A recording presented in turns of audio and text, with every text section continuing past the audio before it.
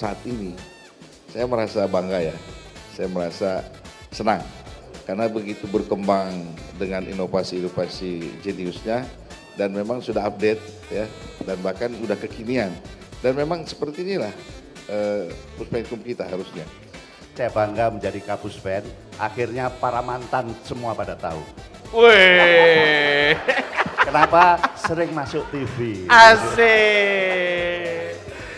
Puspenkum itu harus menjadi penguatan kelembagaan utama. Itu yang kita harapkan. Kenapa? Puspenkum itu tidak bekerja hanya untuk Intel. Bukan untuk hanya kepentingan Pak Jaksa Agung. Tapi institusi kejaksaan dari pusat sampai ke daerah.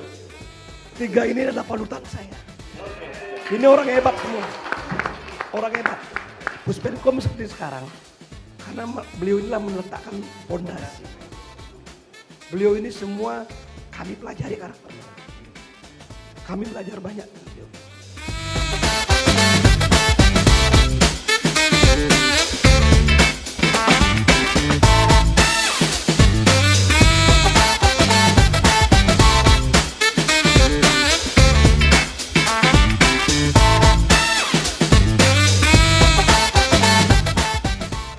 Sobat Puspenkum di seluruh tanah air.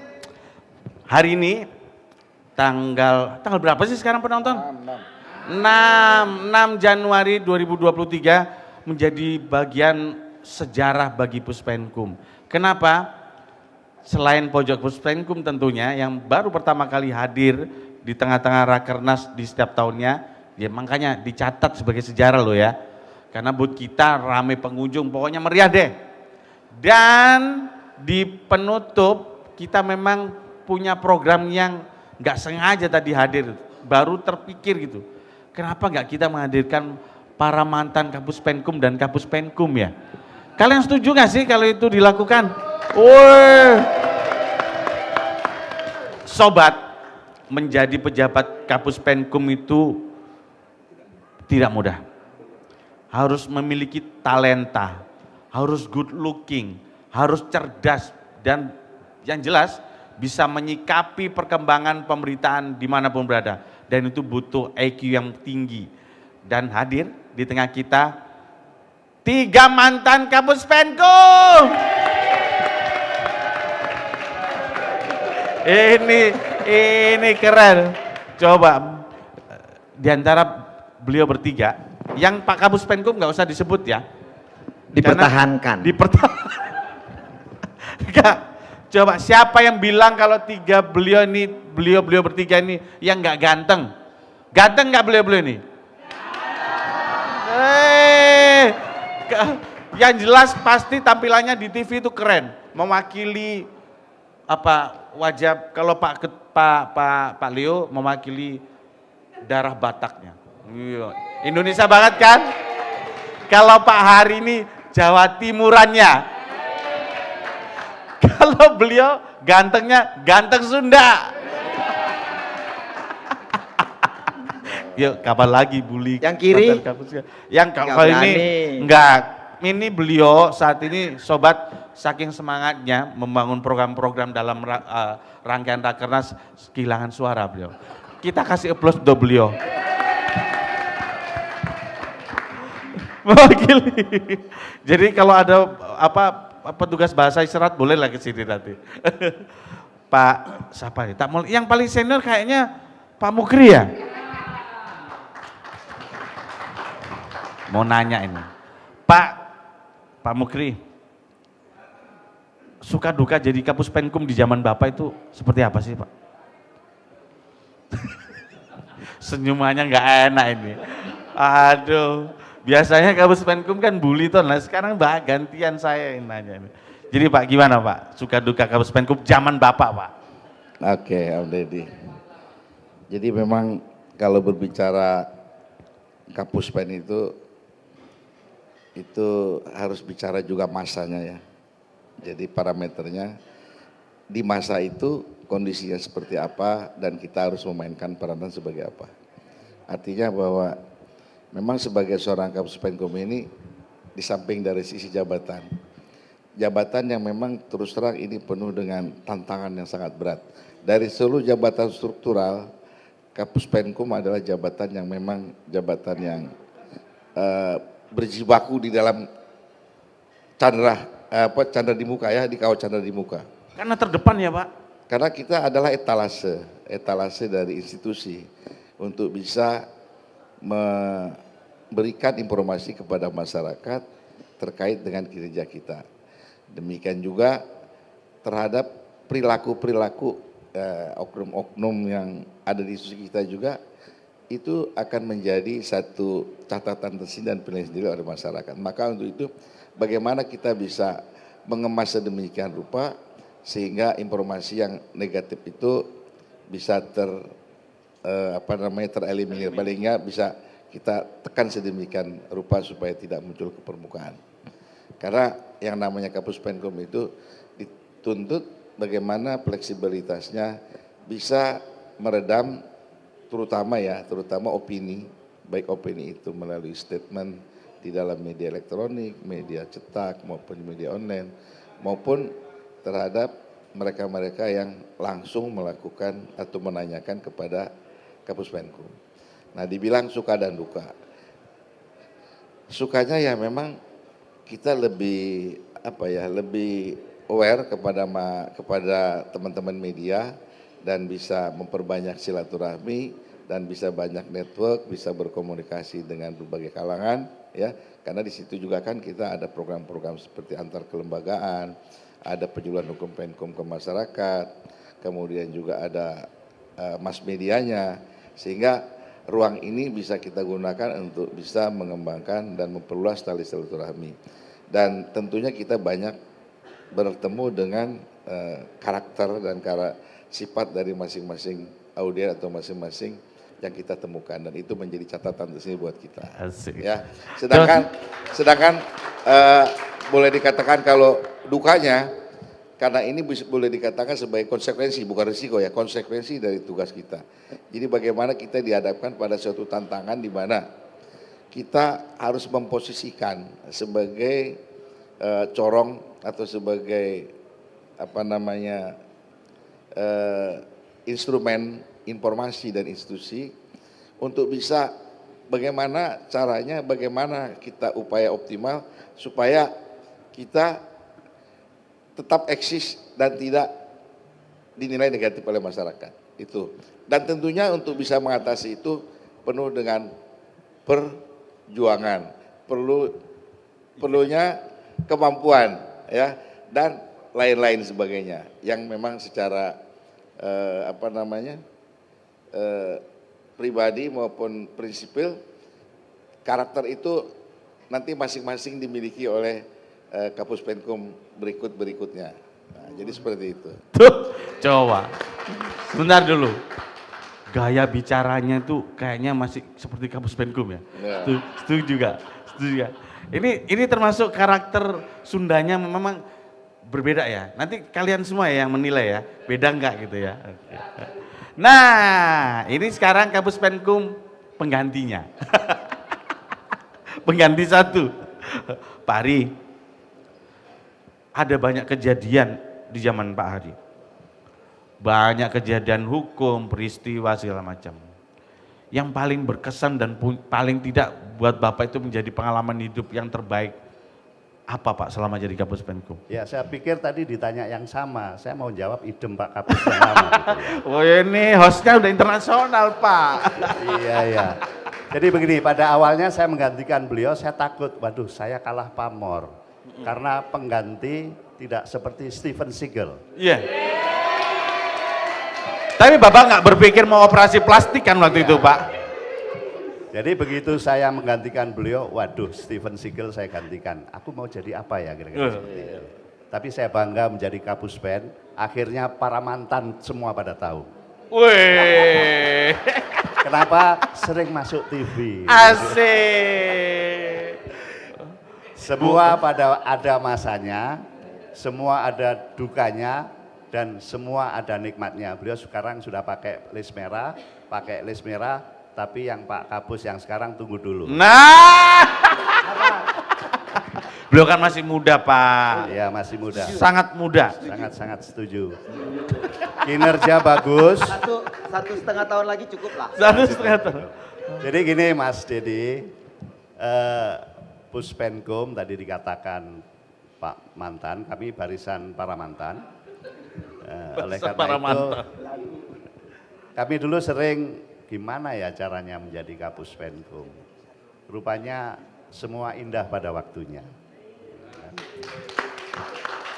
Nah, ketika Kapuspenkum dianggap sebagai cermin tadi dikatakan beliau, mau tidak mau ilmunya harus lebih dari yang lain.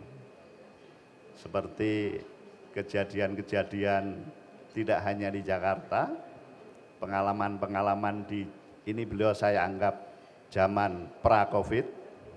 Nah, saya dengan Pak Leo di zaman Covid. Nah, Pak Ketut adalah zaman menuju endemi, kira-kira begitu. Tapi kena Covid. Nah, Mas Dedi, ketika kita menjadi corong atau cermin institusi kita, maka masyarakat akan melihat bahwa oh itu kejaksaan. Nah, oleh karena itu sama sependapat, kita harus mempunyai kemampuan lebih. Kebetulan di zaman saya itu banyak peristiwa kejadian yang luar biasa. Diawali dengan Jiwasraya, kebakaran, kemudian Joko Chandra dan kebetulan kasus Pinangki dikenal itu. Sehingga menjadikan Kejaksaan Agung menjadi rating tertinggi dalam pemberitaan. Oleh karena itu, untung dalam situasi yang demikian, sebagaimana yang disampaikan Pak Steven Seagal tadi, bahwa bagaimana cara mengeliminir itu. James Bond tahu nggak singkatannya Mas Dedi? Apa itu, Pak? James, jarang menraktir. S-nya tahu nggak? Apa, Pak? Suka. Suka. Bondnya ngebon itu tadi, jarang menraktir, suka ngebon. Kira-kira seperti itu. Jadi Mas Dedi, sekali lagi kita bangga menjadi Kapuspenkum. Kita harus bangga. Karena apa? Kita cermin dari mewakili institusi kejaksaan. Siapa sih yang bisa ketemu Pak Jaksa Agung pagi-pagi? Hanya Kapuspenkum. Ya kan, Beli? Saya yakin HP-nya itu kemana-mana ikut. Ya, saya pernah mandi, HP di dalam, apa ditinggal, ditelepon sama beliau. Kemana aja Har? Mandi Pak, masa bawa HP? Oh iya kata gitu. Itu oleh karena itu, Mas Dedi, sekali lagi jangan dipelesetkan singkatan Kapuspenkum itu. Saya sering ke beliau, Kapuspenkum itu kalau 6 bulan, itu singkatannya benar. Kepala Pusat Penerangan Hukum. Lah kalau lebih dari 6 bulan, K, kepala, pusing, pening. Jadi kepala, pusing, dan pening. Hukumnya apa? Karena uang menipis katanya gitu. Tapi itu bukan. Jadi gimana? Coba jadi berbanding kebalik dengan suatu jabatan yang bagus atau yang bangga, tapi ujung-ujungnya kayak begini, wah, kontradiktif itu. Baik, kalau gitu hukumnya saya ganti. Apa? Hukumnya karena urusan menumpuk. Gitu ya. Jadi saya kira itu Mas Dedi, kita harus bangga menjadi Kapuspenkum. Oke, dan kita sekarang kembali ke zaman Covid yang kedua. Sobat Puspenkum, kita sekarang masuk ke pengganti yang kedua itu. Kalau beliau adalah Kapuspenkumnya, beliau pengganti satu, ini pengganti kedua. Yang kalau kita bicara Pak Leo Simanjuntak, itu termasuk salah satu Kapuspenkum yang menurut saya strength, work alkoholik, anak-anak, aduh berpikirnya gini, mudah-mudahan beliau ini cepat pulang. Makin batin begitu, nggak pulang-pulang. Ada yang WA saya, iya, Pak. Ada yang WA saya. Okay. Pak, kami sekarang zaman Jepang. Gitu. Kan jadi zaman penjajahan dong Pak. Tapi Om Deddy, Iya, ada yang menarik sebenarnya dari Pak. saya sendiri merasa begini. Ketika mungkin menjelang 1 tahun itu, saya kelihatan mau berakhir, saya ditanya, ada satu yang menarik. Kira-kira dievaluasi siapa Waka sih yang kira-kira cocok. Saya memang langsung menyebut namanya beliau. Oh iya. Langsung menyebut beliau. Jadi ini semua kejadian sama ketiga ini. Dan saya langsung menyebut nama beliau. Lah, Dan saya langsung ini. Memang benar. dan tapi itu saksinya saya. lama sekali kan? ini. Lama sekali ya. Iya, Waktu saksinya itu saya. lama. Berapa lama? Udah ada sekitar 4 bulan ya beli ya. Ya. Itu lama sekali. Saya pun pernah Meyakinkan. bisik-bisik sama Om Leo. Om Leo, kamu jadi Kapus Penkum. Wah jangan mas. Akhirnya jadi juga. Nah sama Beli juga sama. Waktu saya inspektur kayak kunjungan, Beli persiapannya. Kalau Kapus Penkum. inspektur takut pasti. Akhirnya jadi juga. Itu persis saya rasa mungkin ketika ada penawaran begitu semua pasti nolak awal. Waduh jangan saya. Tapi begitu sudah perintah apa boleh buat? Bismillah. Enggak, tapi gini. Saya melihat bahwa Pak Mukri punya sense of crisis sama antara para pejabat itu. Punya tanggung jawab moral itu untuk kader berikutnya. Karena setelah menjabat mungkin beliau-beliau baru sadar bahwa Puspenkum ternyata punya arti strategis di kelembagaan. Kalau ditunjuk orang yang salah, amburadul itu. Benar nggak sih Pak gitu Pak? Iya betul. Kita bully sekarang Pak Kapus Penkum sekarang. Mumpung beliau nggak Bisa terlalu bersuara. keras, ya. Jadi Pak Leo. patut dipertahankan. Pak Leo ini sekarang giliran Pak Leo nih. Pak ini kan Bapak itu dikenal workaholic nih sama teman-teman. Sebenarnya itu Bapak yang lupa jam atau anak buah Bapak yang jamnya mati itu? Yang jelas nggak punya jam beliau. Gimana Pak ngobrol nih? Iya Mas Didi. Jadi memang benar, masa itu berbeda. Gitu. Mas Hari tadi udah cerita dari Mas Mukri, Mas Hari. Mas Hari ngelanjut peristiwa nih ke saya. Dan benar-benar ke bawah.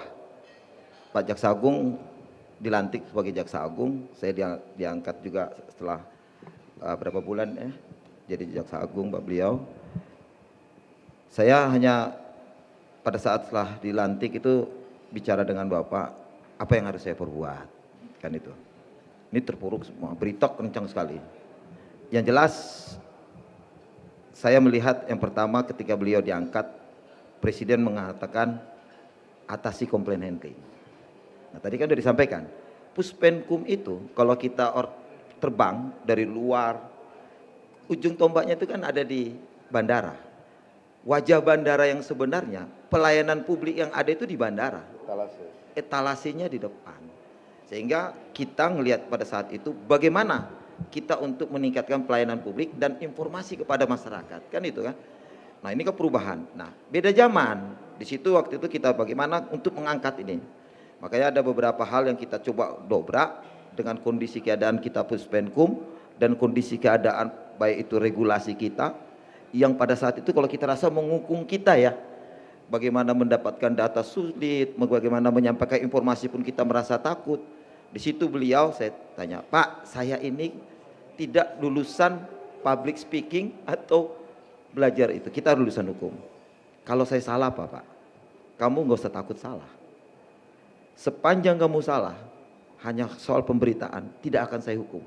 Asal jangan kamu yang pertama melakukan tindakan perbuatan melawan hukum, akan saya pecat. Di situ beliau sampaikan, silakan berimprovisasi. Nah, masuk tadi itu Mas Dedi. Saya itu sebenarnya bukan workaholic, tapi kan selalu saya katakan, saya ingin selalu pemikiran kita selalu transformatif, adaptif, inovatif, dan kolaboratif. Ingat kan? Ingat dong.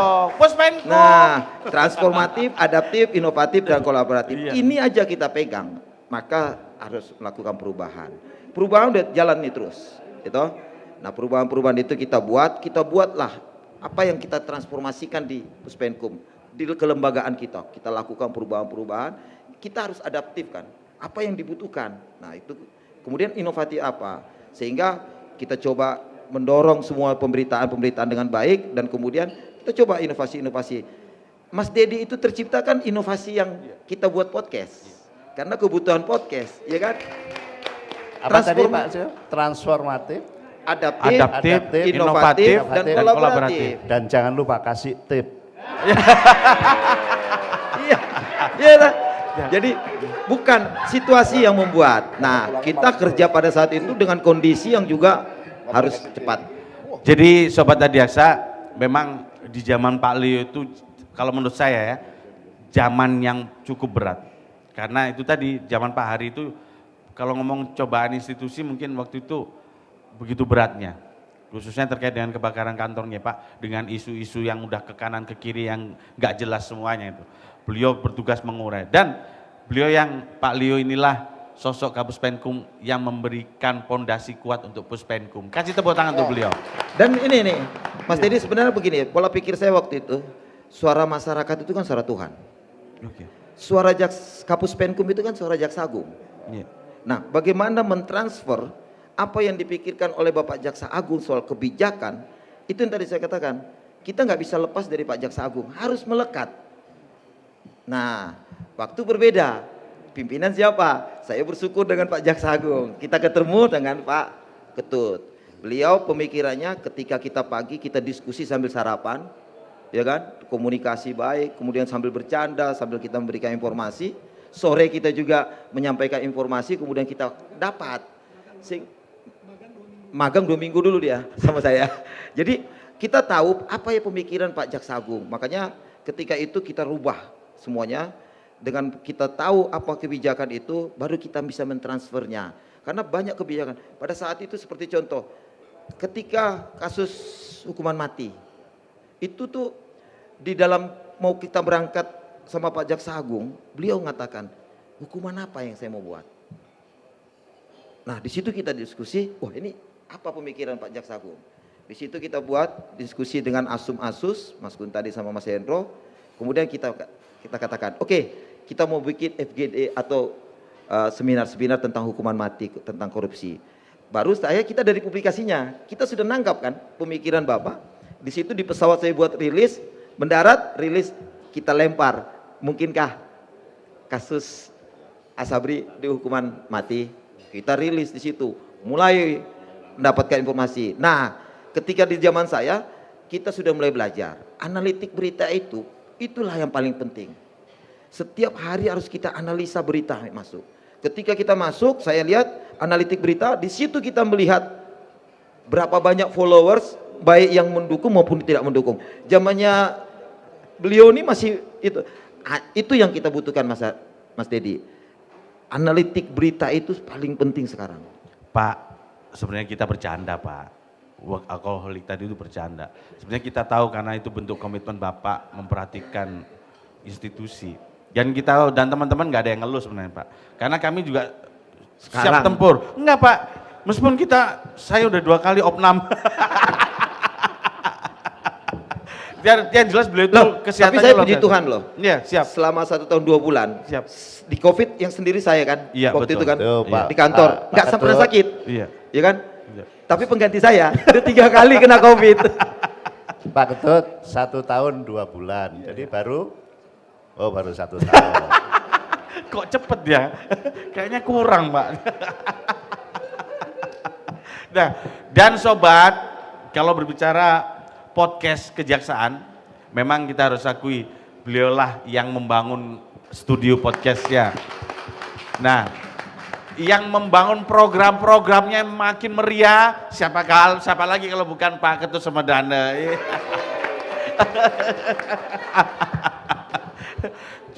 Tapi gedung kita kayaknya mau diganti tuh, kayaknya mau dirobohkan untuk gimana nggak tahu lah ini. Mudah-mudahan nggak jadi aja doa saya. Mas Dedi, Siapa, Pak? Sesuai namanya. Jadi yang terakhir apa tadi beliau? Pak Ketut Sumedana Pak. Maksudnya yang membuat podcast apa tadi? Pak Leo. Yang membangun program-program Pak. Namanya Sumedana. Sumedana. Dana itu banyak di beliau. Iya.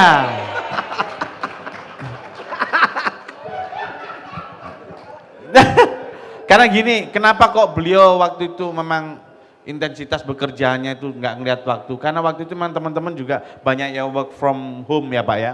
Jadi beliau menganggap bahwa teman-teman juga bisa bekerja di rumah. Nah, udah masuk zaman epidemi, bersyukur kita Pak Ketut juga kalau punya prinsip kerja di mana aja, work from anywhere gitu kan. Jadi ya meskipun tetap di jam kantor gitu. Memang punya karakter yang beda-beda ini. Dan ini yang membuat Puspenkum makin dinamis dan makin berkembang seperti sekarang. Pak Mukri, Pak, saya ngelihat alat-alat di Puspenkum itu, kalau menurut saya dengan capaian kinerja, terus kemudian tingkat indeks persepsi masyarakat terhadap Puspenkum begitu tinggi. Saya ngelihat alat-alat di Puspenkum itu terbatas banget Pak. Bukan Pak, saya mau nanya, di zaman Bapak itu emang nggak ada toh Pak alat-alat yang dari kantor Pak? Emang jadi kendala ya Pak waktu itu Pak? Oke, makanya saya bilang Kapuspenkum itu eksis dengan suka dukanya tergantung pada saat rezim pada saat itu dan saat-saat ini.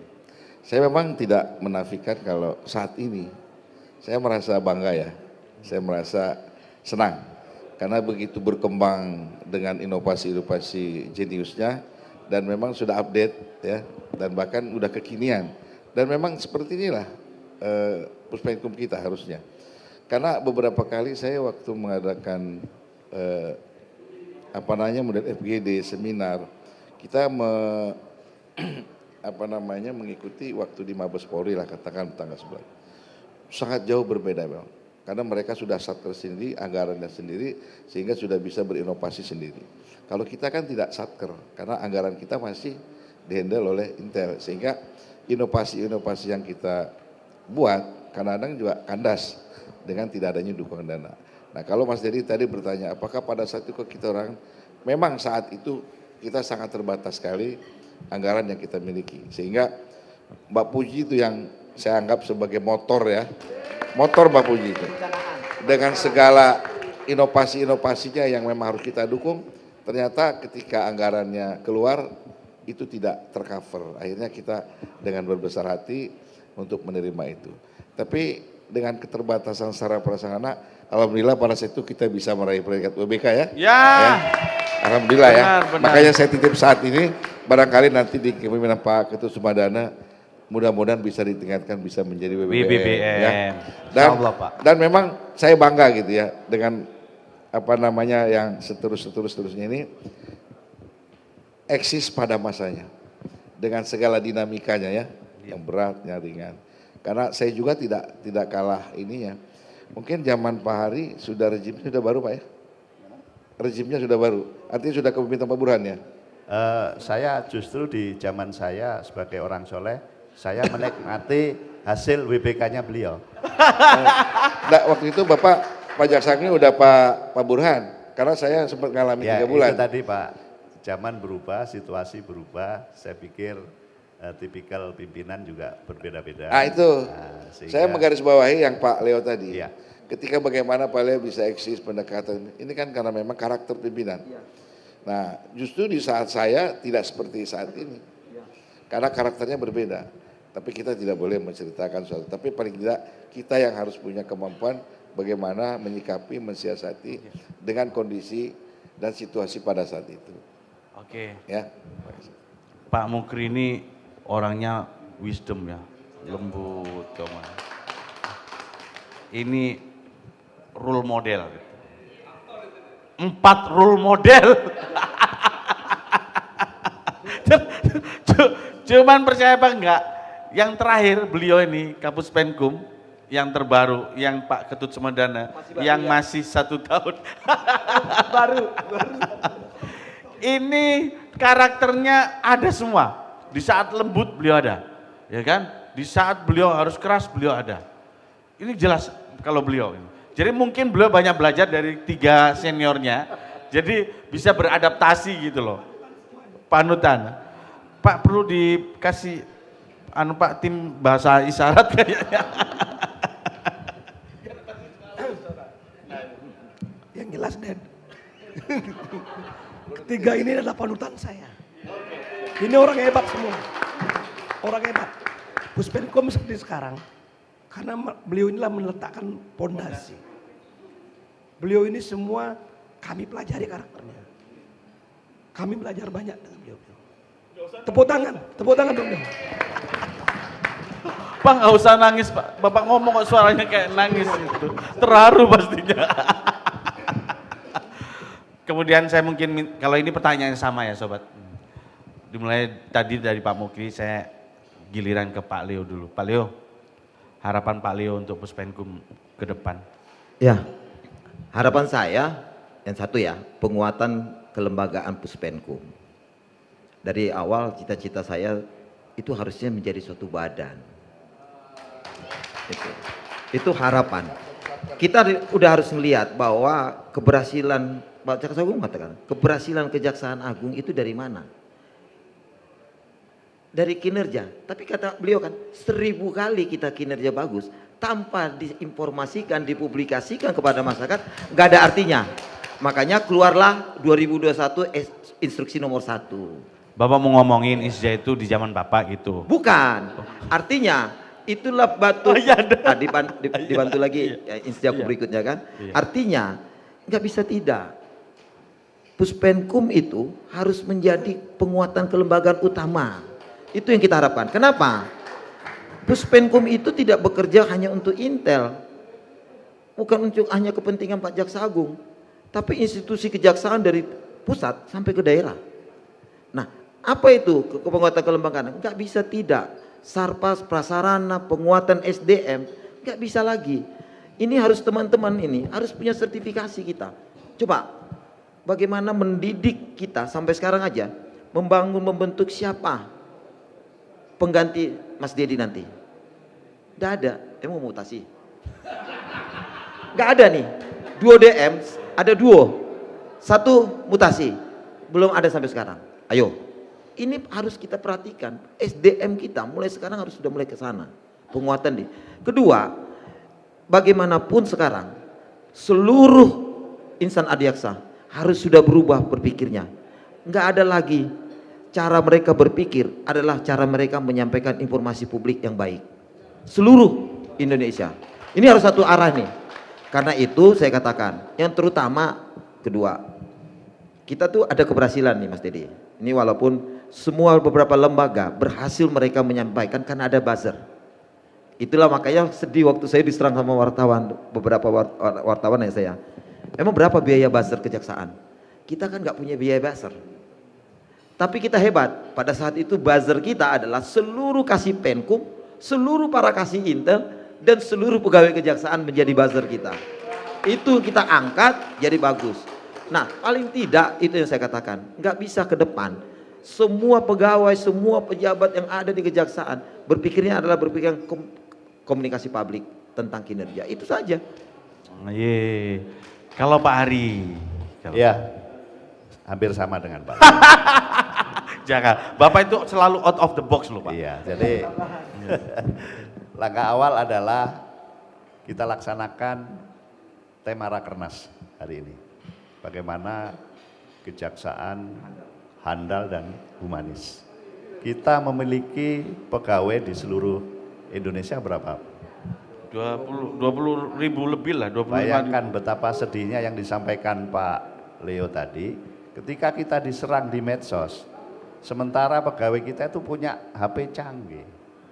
Itu enggak ada yang 10% untuk merespon itu. 0, Pak. Nah itulah, oleh karena itu ke depan saya pikir karena eranya adalah, saya nggak serius ya ngomongnya. Jadi eranya sudah era digital, eranya sudah era media sosial. Oleh karena itu bagaimana nanti Pak Kapus Penkum menggerakkan para kasih Penkum, termasuk para Kajati yang di sebelah kiri kanan saya. Nah itu memberikan minimal di wilayahnya pemahaman. Itu tadi pemahaman. Apabila kita diserang di medsos, maka teman-teman inilah yang memulai ngajak temennya, teman SMP, teman grup SD, SMP, SMA, grup PIM 1, PIM 2, itu bisa lebih dari yang disampaikan oleh Pak Leo tadi. Oleh karena itu, ini agak serius lagi loh ya. Oleh Silakan, karena itu, saya berharap Pak Kapus Penkum yang sekarang begitu bagus. Oleh karena itu perlu dipertahankan untuk Cocok. Saya nggak berani tepuk tangan. Nah, ini sebagai bentuk kalau Pak Mukri itu melek medsos, kita kasih kesempatan beliau untuk update medsos beliau. Tadi saya ngeliat beliau foto untuk update medsos itu. Pak Mukri, harapan besar Pak Mukri untuk Puspenkum ke depan, Pak. Saya mohon tadi apa yang dikatakan Pak Leo benar, jadi harapan saya Puspenkum menjadi satker lah, yang bisa mengelola bangunannya sendiri dan terus sendiri. Terus yang kemudian paling tidak ada kaderisasi yang jelas ya, untuk calon Kapuspenkum, dan ada semacam satu diklat khusus atau training di public speaking dan sebagainya, supaya tidak begitu dapat SK tidak kagetan gitu. Paling tidak secara mental, diplomasi dan sebagainya sudah terbiasa. Terus yang berikutnya mungkin saya berharap Kapuspen yang sekarang ya, jangan yang baru kan belum ya. Masih 2 tahun, setahun lagi kan? 1 tahun lagi lah. 1 tahun lagi, belum 50 kan? Itu program-programnya terus lanjutkan, ini sudah bagus. Barangkali kalaupun misalkan ada hal-hal yang baru harus selalu update. Dan kita juga harus bisa menyesuaikan dengan tetangga sebelah lah. Ya, supaya tetap eksis, dan saya minta di SDM dari Puspenkum juga harus mumpuni supaya keluar lebih eksis lagi outputnya ya, karena terus terang saja skill-skill di Puspenkum itu kan seperti kita butuh ahli infografis, videografis dan sebagainya, itu penuh dengan kalau tidak ada itu penuh dengan perjuangan bagaimana kita bisa menciptakan suatu keinginan yang seperti ini, bisa nggak, ternyata kita tidak punya ahlinya. Jadi itu harus tetap dilengkapi, dan ini harus menjadi harapan saya, harus menjadi perhatian dari user tertinggi untuk bagaimana membesarkan Puspenkum ini. Terima kasih. Mas Dedi satu ya, Mas Dedi satu ya. Ya, iya Pak. Saya berpikir satu aja, saya menganggap penting ada wakil. Jadi kalau tetangga itu ada kadif, ada karu. Nah kalau Pak Kapus berhalangan seperti hari ini, siapa yang ngomong? Iya, benar. Nah, kalau bisa nanti strukturnya paling tidak ada wakil. Kira-kira gitu ya Pak Leo, sependapat ya. Oke, terima kasih. Oke. Aduh, ternyata keempat pimpinan kita ini yang begitu hebat. Kalau ini barisan para alumni. Kenapa harus ngomong alumni? Biar bisa reuni, kata Pak Kapus. Kalau mantan kan nggak bisa lagi gitu kan, sudah ada yang memiliki gitu. Dan hal yang terbesar, semua apa yang disampaikan oleh beliau-beliau kayaknya memberikan energi baru bagi Puspenkum, energi baru. Untuk kita sama-sama punya komitmen yang sama membangun Puspenkum, tentunya bukan hanya berbicara Puspenkum, tapi berbicara tentang penguatan kejaksaan di masa datang.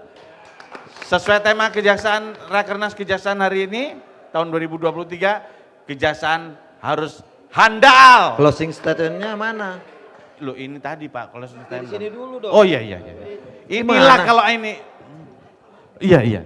Satu kata gini sebelum closing statement. Sebenarnya tadi itu harapan sudah closing statement ya. Biasa mantan Kapuspenkum begitu. Beliau sangat detail. Saya ingat kalau beliau itu sangat detail kalau bekerja. Banyak coretan. Pak, satu kata untuk Puspenkum. Enggak usah pakai satu kata. Jadi gini aja, saya pengen Tuh kan. satu kalimat lah, satu kalimat. Satu kalimat. Jangan satu kata. Iya. Nanti kalau satu kata, ini penafsirannya panjang nanti. Oke. Saya gini aja, ini waktunya momennya seluruh Indonesia memperhatikan. Citra kejaksaan udah naik. Hati-hati nih. Ketika turun, bayangin, 1 poin aja dulu kita naiknya, sulitnya setengah mati. Sekali turun untuk mengangkat berapa digit itu, beratnya setengah mati. Karena itu saya minta seluruh Indonesia, kejaksaan, hati-hati. Jangan ada lagi perilaku-perilaku yang akhirnya merugikan institusi. Ketika itu terjadi, mengangkat digit itu, sulitnya setengah mati. Ini harapan saya dan closing statement saya. Udah kayak ILC kita hari ini. Pokoknya mantap. Pak Ari, 3 kata. boleh. Puspenkum, pertahankan, tingkatkan. Yeay! Nah, sekarang penasaran nih, Pak Mukri, 10 kalimat deh untuk Puspenkum.